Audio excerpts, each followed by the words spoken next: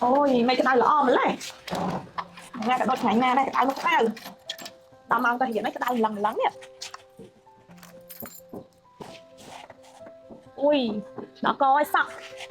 lăng phèn phong là mua phong ke phong ôi chưa có ba cái đó nè mẹ rom na tao riêng đấy là ơi xong cho bạc khủ mà ngày tiền món tao vạch tao riêng tao tay đấy cả sợ lại chân đấy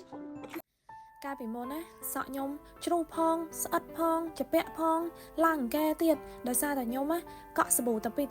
ទៅសាឡនពេលណាកក់តាមតាគេតាមថាឯងមានសាប៊ូណាខ្ញុំកក់តែសាប៊ូហ្នឹងតែឥឡូវតាំងពីខ្ញុំបានប្រើជាមួយនឹងឈុតសាប៊ូកក់សក់ Nice Story នេះមកសក់របស់ខ្ញុំគឺមានភាពរឹងមាំមែនតើសក់តុនសក់ភ្លឺសក់រលោងរលាស់តែម្ដងគល់សក់វិញគឺឡើងរឹងមាំហើយដុសបានលឿនទៀត